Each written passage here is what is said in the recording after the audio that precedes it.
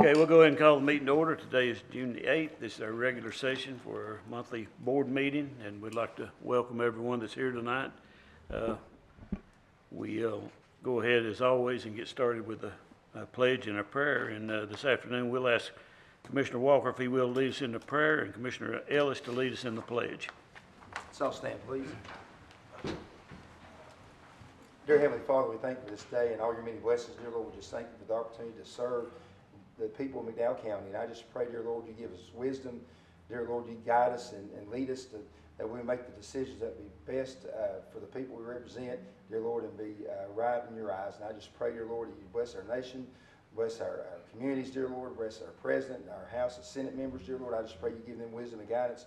Dear Lord, bless our troops that are in harm's way today. Dear Lord, we just want to say we thank you for all your blessings, dear Lord. We love you, dear Jesus. In your name, pray, amen. Attention, salute, pledge.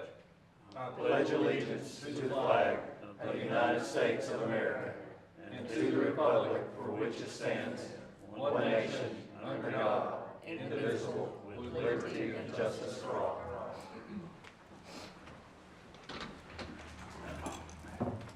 Hear a motion, we approve the minutes. So moved. Second. All in favor, say aye. Aye. Any opposed? Hear a motion, we approve the agenda for tonight. Go ahead. I would like to make one request that we get an update on the animal shelter. But I would approve with that addition. We need to have a closed session. And a closed session for And a closed session personnel. too. Second.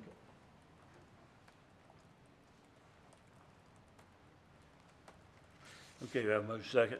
Any discussion? All in favor, say aye. Aye. Okay. Let's move along now to the appointments. Under item A, we've got the McDowell County Library Summer Program, and Mr. Marlan Brinkley is here with us tonight. Marlan, the floor is yours, sir. Thank you, sir. And thank you all for giving me this opportunity to help get the word out about our summer reading program. For the sake of those joining us who might not be familiar with it, the summer reading program is a nationwide initiative offered by all public libraries across the country. It's designed to encourage reading and lifelong learning through reading challenges, educational programs, special guest presenters, and family-friendly events throughout the summer months.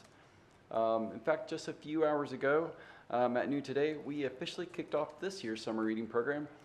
The Marion Library was packed with families registering for reading challenges, getting their faces painted, and watching a performance by B-Rad, the Kids Magician, pictured here in the slides. Normally the library is a pretty peaceful and quiet place, but not today. But seeing that level of excitement and participation on day one was a wonderful reminder of how much this program means to our community. So while the summer reading program is certainly fun, it also serves an important purpose. The program originally began as a way to address what educators call summer learning loss. Research has shown that children can lose some of the academic progress they made during the school year if they aren't engaged in reading or learning activities over the summer. By encouraging children to read regularly and participate in educational activities, libraries help keep those skills sharp so students are ready to succeed when school begins again in August. Over the years, however, the summer reading program has grown into much more than that. Today, it's truly a community-wide program that includes children, teens, and adults. We want people of all ages to discover new interests, stay connected with books and learning, and engage with their library throughout the summer. This year's theme is Unearth the Story.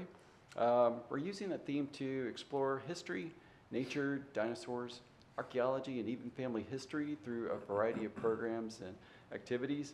For children, we've leaned heavily into a dinosaur theme this summer. In fact, if you can think of a dinosaur-related program, we're probably trying it. Between our Marion and Old Fort locations, we have nearly 50 children's programs planned throughout June and July. One event I'd especially like to highlight is our partnership with the Barefoot Baby Foundation, Kula, and the Lake James State Park. On Saturday, June 13th, at the beach area of the park, We're going to be helping host a free family event featuring activities like story walks, sandcastle building competitions, free food, and just general opportunities for families to connect and learn together outdoors. And then we'll be concluding the summer programming for kids on July 30th with the Diggory Diggers Dino Show, featuring dinosaur puppets ranging from small creatures to adult-sized dinosaurs. For teens and adults, we have a number of exciting opportunities as well. On July 21st, visiting artist Michael Albert. He'll lead a program showcasing his unique collage artwork created from everyday items such as cereal boxes and product packaging. And then we'll also offer 2 introductory genealogy workshops on June 26th and July 24th, helping participants learn how to research and discover their own family histories. And now programs are only part of summer reading. Participants can also complete reading challenges throughout the summer. Children, teens, and adults all have their own reading logs and opportunities to earn entries into prize drawings. Thanks to the generosity of local businesses, we'll be raffling several gift baskets for participants who complete their reading goals. And these reading challenges really make a difference. Last summer, nearly 500 McDowell County residents participated in the program, and together they returned more than 1,100 reading logs and reported reading almost 9,000 hours. Those numbers represent thousands of hours spent reading, learning, and growing right here in our community. That includes adults as well? Yes, sir. And of course, none of this would be possible without the dedication and creativity of our library staff. They spent months planning programs, building partnerships, gathering prizes, and preparing activities to make the summer successful for families across McDowell County. I'd also like to thank our community partners and local businesses that have helped support this year's program. So this evening, I'd just like to invite the community to stop by either the Marion or Old Fort Library between now and July 31st. Whether you're a parent, a grandparent, a student, or a lifelong reader, there's something for everybody. And as always, thank you for your continued support for the public library, and just give me this opportunity to, again, just get the word out. Truly appreciate it. Well, thank you very much, Marlon. If you haven't been down to the library, it would be good for any of you that are listening out there tonight to make a trip to the library and see the renovations that have been done. It really looks good, and we appreciate the work that you've done and all your staff, and also we appreciate the outreach programs that you're doing now for the children in the communities. That's a wonderful thing. So thank you for that. Thank you for your report. Anybody else have anything? And that bookmobile, I mean, that's a big Absolutely. deal. I mean, I know it goes down to where my girls go to school, down in Amanda's Christian School, once a month. Is it once a month? Yes, sir. And my girls always look forward to getting the library book. Where they get back on time, I have to check up on that. I get the fees from the bookmobile. Got those before.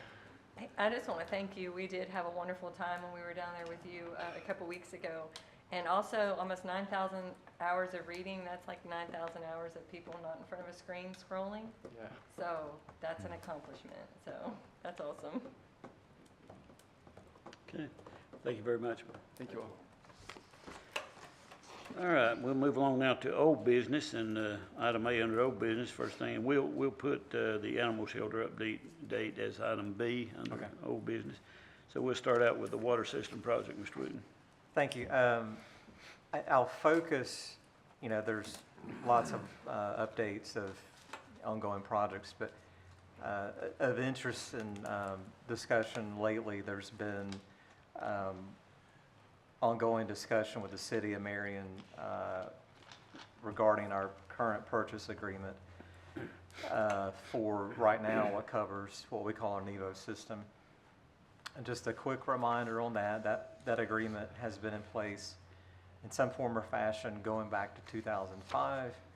A few years after that, it really changed to an agreement where we were purchasing water and then operating our own system.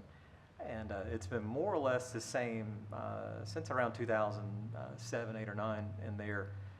And it's worked fairly well. We have updated over time as master meters have locations have changed. And so there's been some discussion with the city, and I know I've talked very recently, and I've informed you all informally, but in this setting, there's been discussion about changing the way how we're billed by the city to something called a block structure. And just really quick, what that would have looked like is the more water we use in a month total, the higher the rate would be. It can be put into place typically to disincentivize water usage, which can be hard for a purchase system like ourselves, where we are growing and adding more customers. And so, again, I've let you know informally, based on feedback that you all have provided to the city council, and I've provided to city leadership. City council has tabled that discussion of that block structure change. And so, while there will be a 5% increase passed on to us, as is being incurred by any other city water customer, there will not be that 60% increase that we were facing otherwise. And I've mentioned this again informally, but one other area of interest for us is, whether you call it the West Marion, the Sugar Hill Road, Providence Hill, whatever you want to call it, the service we are working to establish towards West Marion Elementary. I had received notification from the city manager that due to ongoing research, study, et cetera, of the city's water capacity, their strong preference, and maybe a stronger word there would be that line be extended to the school, meaning West Marion Elementary, the school be served, but they are uncertain, and we're asking that no other connections be made. And so I spoke to the city manager Friday about that information. I let him know and reminded him that we have funding in hand to build what I call the Marlan and Zion Hill Loop. And the timeline we were given was about a year to wait to see to that study be completed. And I let them know we would probably lose that funding if we couldn't initiate work sooner than a year. I did have some additional thoughts over the weekend about it.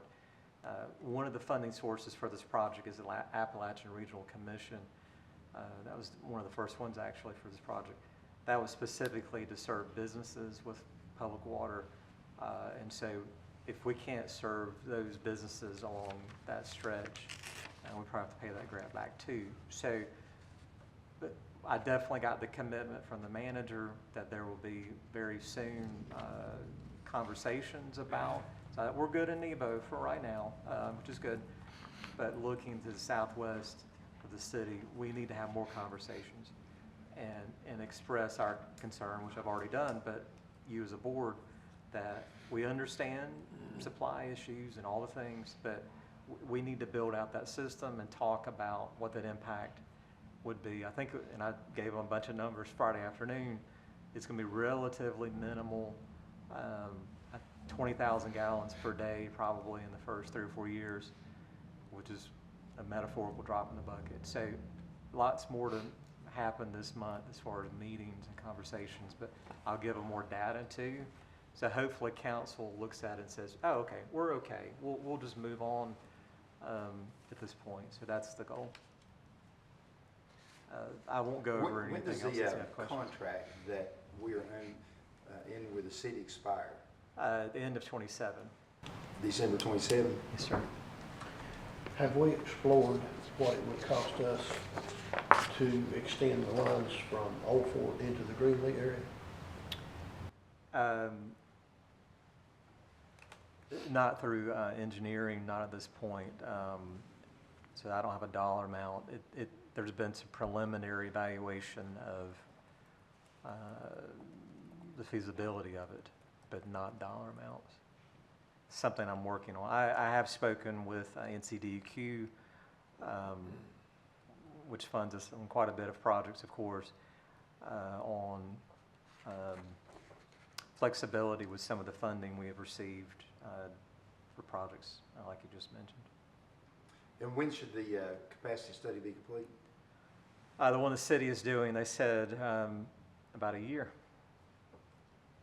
And the grant money that we've been awarded, can we hold it that long? I do not think so. We could always ask, but I would hate to count on that happening. We would, in theory, be ready, minus a few, there are at least one approval I don't want to overlook, since there is a forgivable loan component and a loan component with that 3.5 or 7. The local government commission would have to have a pro forma approval of the debt. And so that could take some months, but I don't think it would take 12. Yeah, let me say something to help answer that question that Patrick asked.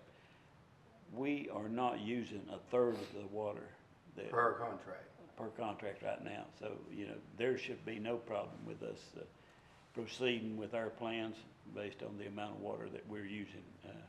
In Nebo. Right. They would be in violation of their own contract if that line was complete. Yeah. And then we have that serviced to make that loop per our contract, and they're under contractual obligation to provide the water. So again, hopefully we can, we worked out the concern, at least for now, on the block structure through communication, deliberation, so forth. And I'm optimistic on the Providence Hill. So again, we just have to communicate our concerns and position. And a lot of it isn't just, well, we want to do it. That's part of it, of course, that you all wanted, you committed that to happening. But there's obligations to others that we do these things. And so that's And they're important helping too. the fire department. And if they've got a water line running right by, and the chief's already said they're excited about that happening, then that's going to enable them to possibly lower the fire rating, which is going to in turn benefit the people in that fire district with lower insurance premiums. So, Stay tuned. Let's move along now to item B, which would be the animal shelter update. Mr. Wooten. Yes, sir. Mr. Walker mentioned earlier today that he had a curiosity about this based on the public interest and the need. There's a need there. Just really quick to remind folks, if they're uncertain or unsure, counties are more or less you are required to have rabies control, but almost by default, you're required to have an animal shelter. I'm not aware of a county our size that doesn't have at least one they operate or have a contractual agreement to do so, which we tried before and didn't work out. Our building was built in 1980. Our population was about 15,000 people fewer at that time, and I'm sure fewer cats and dogs as well. The function has changed a lot in, good grief, it's 45 years. Took me a second to do the math. And the attitude generally has changed in what they do there from what it was at that time. And so where are we? We are in a holding pattern because I haven't talked about it in the last few months, but I've indicated that we had spent probably a year and a half or so working to identify county-owned property near where they are right now or somewhere else that you already own that could be available for a facility. We looked near 226 South, had a site, and then it was found to be unsuitable. Found a site maybe on Spalding Road near the law enforcement center that seems to be a good site. And that's, I think, where we've ended up for right now for contemplation. The one funding source we're looking at that keeps pushing the application deadline back and back and back is through the Helene Relief Program. It's called Community Development Block Grant dash disaster recovery. I've talked about, and you've authorized the application for a 911 center, an expansion to our Old Fort Senior Center, and an animal shelter. And probably those three, in probably that order, have likelihood of being funded. Maybe 1 and 2 could swap, but out of the three, I would say the animal shelter probably has the toughest time of having success being funded. But I haven't hit a no yet by either the grant consultant or people at the state that are pre-screening. And so, as I've talked about before, unless you say otherwise, we're always going to try for other funding sources for all kinds of needs we have, whether it's federal, state, or private funding, if we're looking locally. That application, I believe, is due a month from today, I think July 8th. Again, unless they've moved it again. I don't know when the awards would be, at least 2 months, maybe 3. And so September or October, and our goal would be to submit all those 3 a month from now. But hopefully September, October, no on the 3. And then on those 3 items, which you've identified as priorities, just see how they all shake out with awards. It's not all or nothing. They could fund 1, 2, or 3, or all 3, or 1 or 2. So that's where it stands right now. And I've mentioned to you, the facility is, like I said, 45 years old. They're very tight on space. It is hard to keep a 45-year-old building that is sprayed, cleaned with bleach and everything else safe for cats and dogs. But it causes corrosion, and so things have to be repaired a lot, painted a lot. We replaced some doors last week. And so wear and tear can be extensive and expensive, but it's kept clean, for the animals that are there. So is that a lot? But just where we are right now. In the future, if it does get funded, what are we going to do differently to new construction or a new animal shelter where that is not a continuing issue of having to repaint and stuff?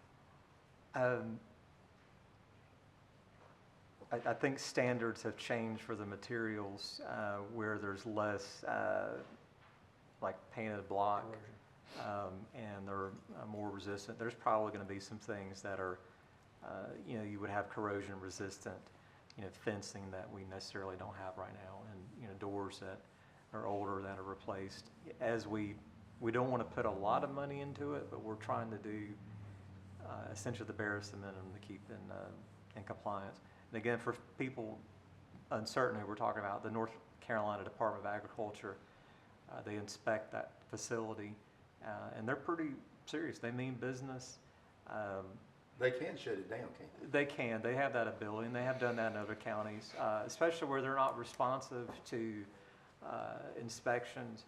And to my knowledge, we've always been responsive and always initiated repairs and improvements. But they do have that ability, yes, sir.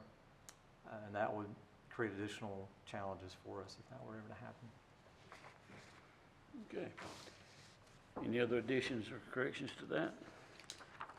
All right, let's move along then to new business. On new business, we've got item A, the Commissioner Board and Committee appointments. Mr. Wooten. Ms. Robinson's Oh, got Madam Clerk, I'm sorry. Thank you, Chairman. There's one application for a JCPC. William Chapman has applied to fill one of the long-standing vacancies on the council. And I'll make a motion that we suspend the first reading and go ahead and vote since nobody's applying and he does have a desire to serve. Second. No discussion? All in favor say aye. Aye. Any opposed? Okay. Thank you, madam. Let's move on now to item B, which would be the budget update and approvals. Mr. Wooten. Thank you. Again, I know some people walked in earlier and probably thought, man, we got here late, or their clocks were wrong or something. So just for people's information, it was advertised, but we had a 4 o'clock budget workshop for our fiscal year 2027 budget that will be adopted before July 1st. And you indicated at the conclusion of that workshop that you would like to continue that discussion at the conclusion of this meeting. So that will happen after our closed session today. As a reminder to everyone, we will have a public hearing on the budget next Monday, which is June 15th. That meeting starts at 11:30. It'll be in this room. And we will have the hearing first on the agenda for anyone that would want to come.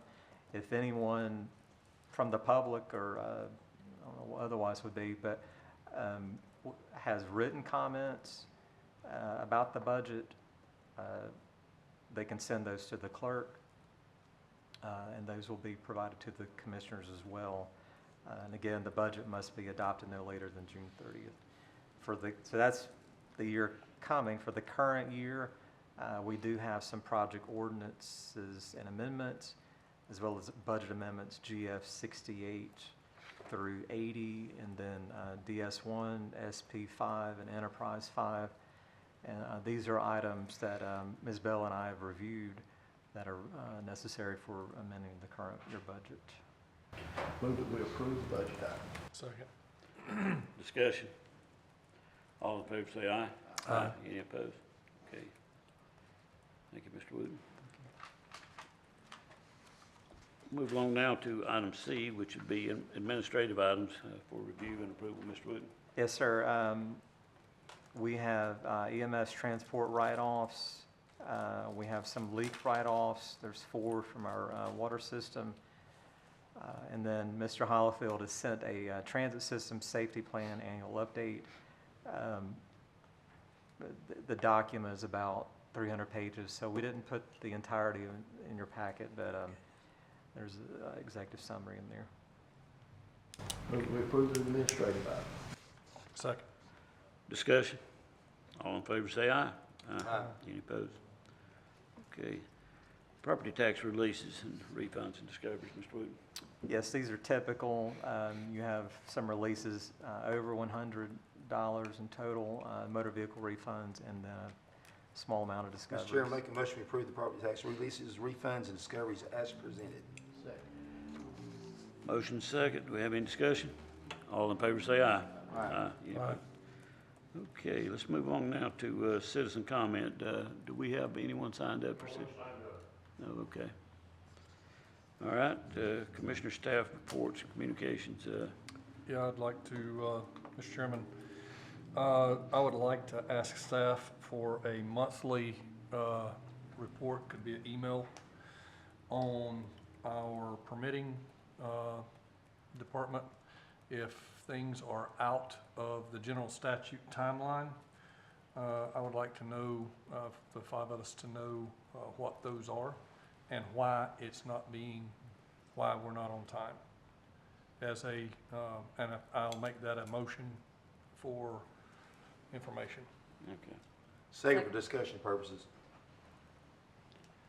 All right, we have a motion second. Yeah. Discussion. State the front of that motion again. Excuse me? Go back to the front of that. Say it again, first part. I've been getting complaints from different contractors that they are out of getting permits in a timely fashion, and it's my understanding, I have not verified the general statute, but what they are communicating to me, they're general contractors that are saying that the general statute says that counties should be giving permits within a 15-day timeline when they apply for one. And I do know that this was an issue a couple of months ago, and I just want to try to get to, try to make sure that we're fully aware. So anything beyond that time period, a report be generated, emailed To us. with stating the reason why it wasn't done within 15 days. Within the timeline of the general statute. Okay, I'm good with that. So, just to clarify, so Sure. if John Smith contractors apply for a permit to build a house or whatever, but applied to build a house, and we're in day 6, it might be, we'll get the timeline, 21 days, 15, whatever, but Sure. whatever the statute says, and our staff has said, I need this and this and this, you would want to see. We were waiting on the septic permit or something, but I would, is that about? Hopefully, there's about 5, and there's really good reasons every month. This would be for residential and commercial? We'll do all. Sure. Yeah, absolutely. So, and just, we'll get that going. We'll do, and we haven't in the last few months, we haven't, tend to have the permits applied for, but I think that's a good thing, we can do that.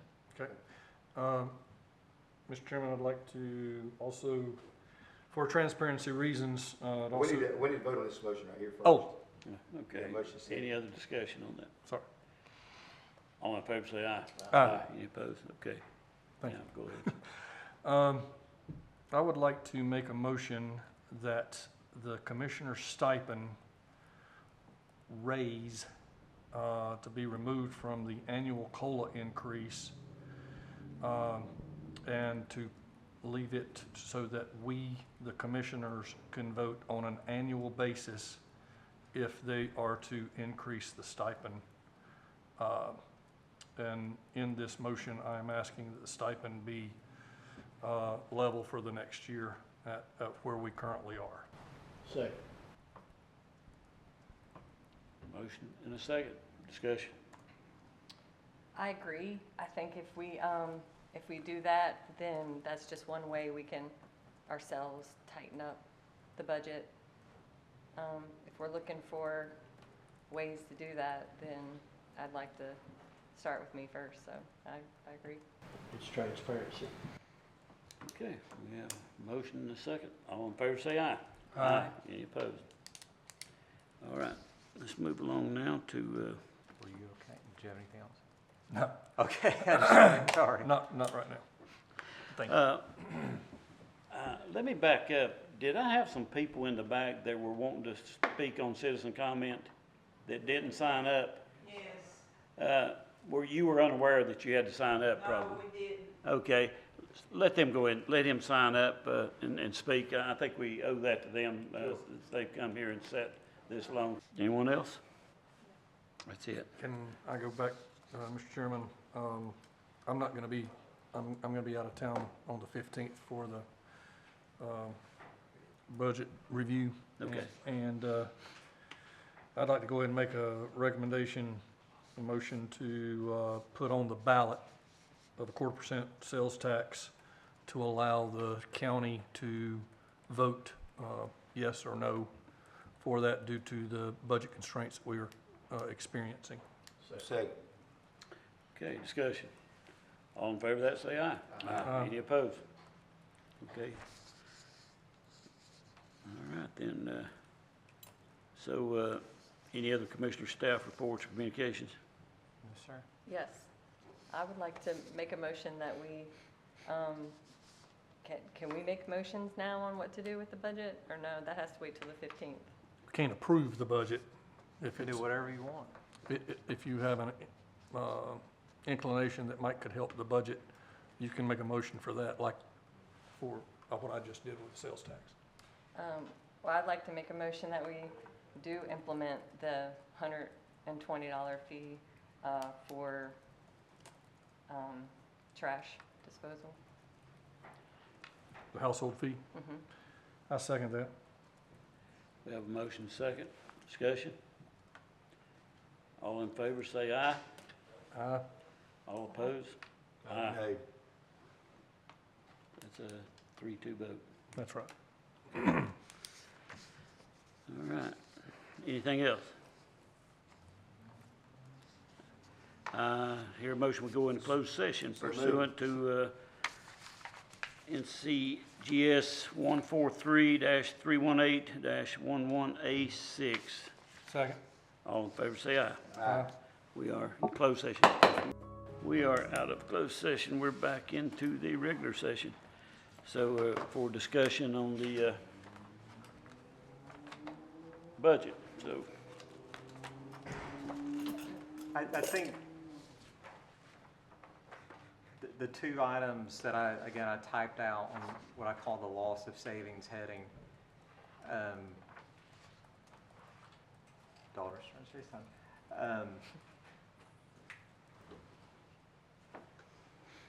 What I'll say about those two, so again, for what anyone watching, listening, what have you, what was in the budget presentation on May 29th, there were two items that were included as, one's a revenue and one is a,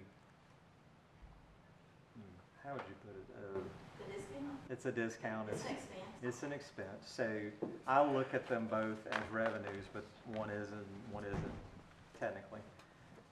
Any imagination? So one is the $7 vehicle fee. What is that? That is a $7 fee that would be assessed to every registered motor vehicle. So that would not include vehicles that are on car lots and so forth, but if you own a vehicle, if this fee were implemented, you would have a $7 fee. If you live inside the city of Marion. Is that tagged in or untagged? It would be tagged.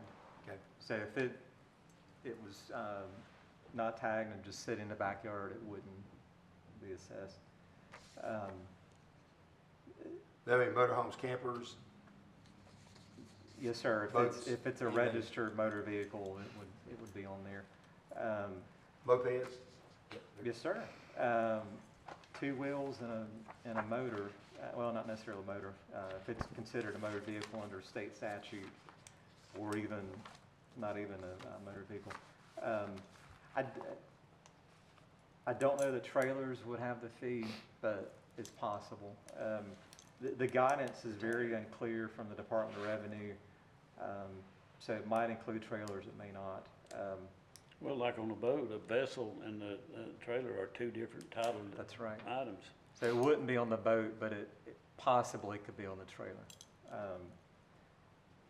Getting information about this fee from Department of Revenue is very challenging, but we do know and believe, based on reports we have from the state, there are 50,000 registered vehicles. The $7 fee mentioned to you, I think, offline, but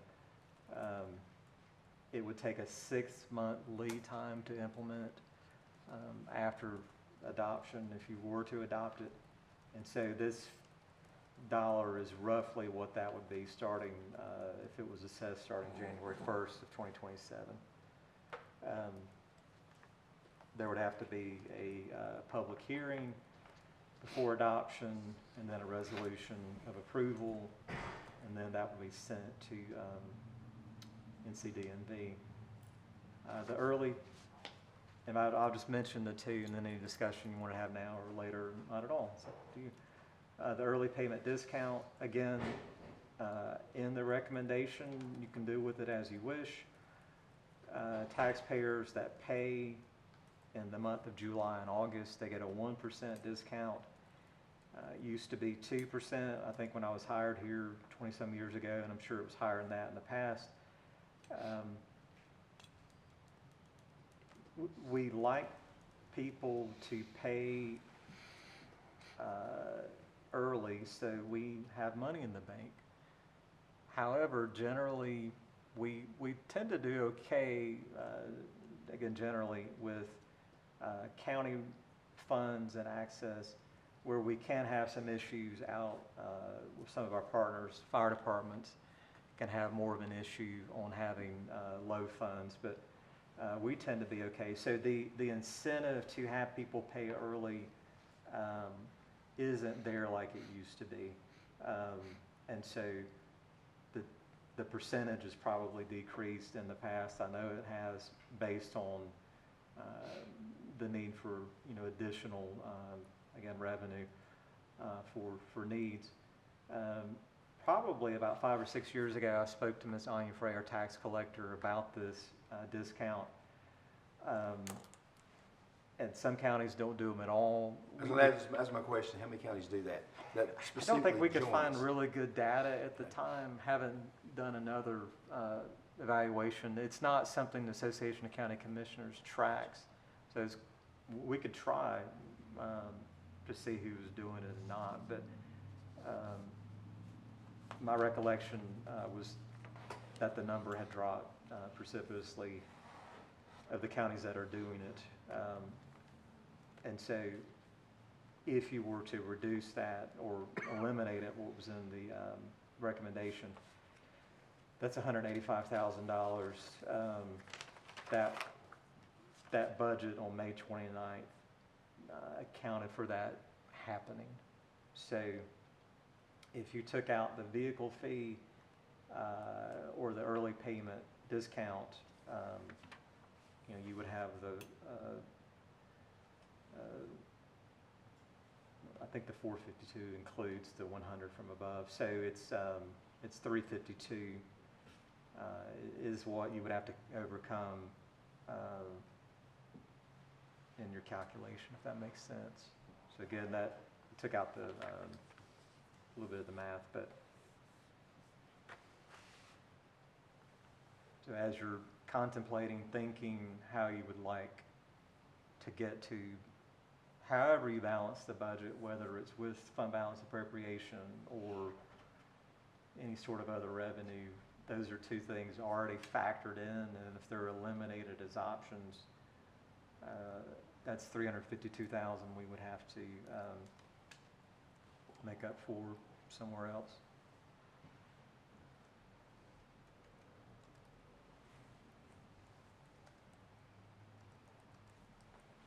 Is there anything on this sheet or any other sheet or ordinance? I need to absorb this. I do think there's some absorption time that we gotta do. I do want to,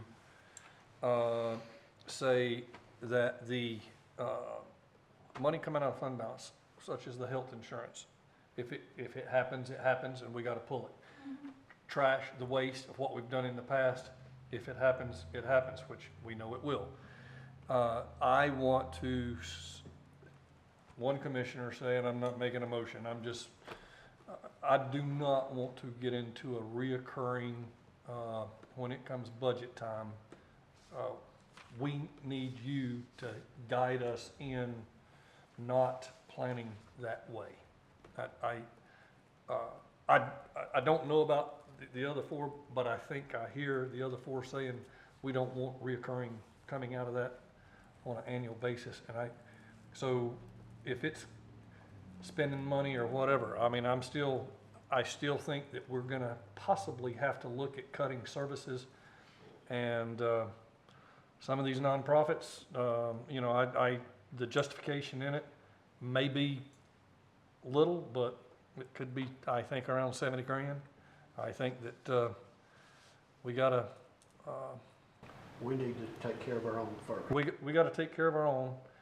I do, as an example, I do know that META is heavily funded by us. I do think that the increases for META, if they are bringing in tax dollars, then we can potentially give them a bump in the next year. But if they're not bringing in tax dollars, my recommendation is to leave as is and go from there. I do want META, and I do know that we're gonna piss people off, especially if we just give 1% to the employees, which I think is going. I know I said I agree with first draft or last draft, which was a 1%, but we can't piss everybody off. I would rather give a 2% and then cut services somewhere. And we can't cut sheriff, we can't cut EMS, we can't cut, I'm just crying a little bit, but I don't want to plan on reoccurring debt coming out of our fund balance year after year. I don't want that. So, and maybe I'm individual, but I think.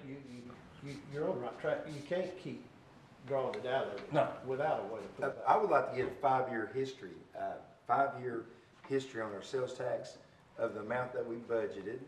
You got? I printed it. I don't know where it went in between my office. Well, the amount budgeted, the amount that was collected, and the percent realized over budget for the last 5 years. think it's on my desk. I can get that. But I do think I got it absorbed, but I won't be here next Monday. Our workshop is not recorded, correct? No, ma'am.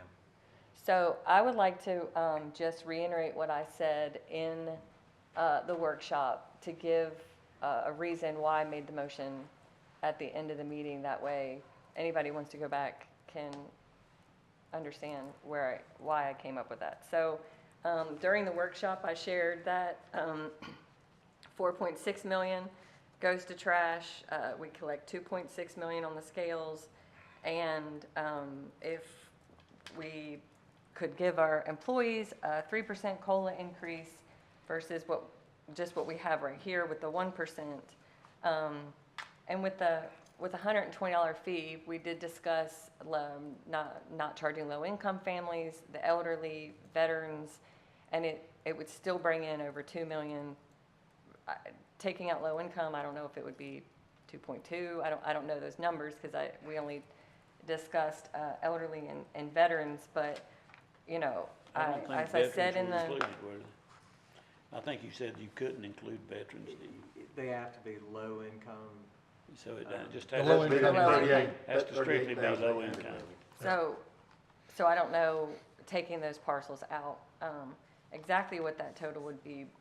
And again, it's not for me to just cause hardship on our community, but it is to help balance our budget, to treat our people good, to try to help them retain the employees that they have, recruitment, you know, to help our employees with the fact that this economy has gotten the way it is. And again, like I said in the workshop, it's not a raise, it's just to help offset the cost. And so that is why $10 a month.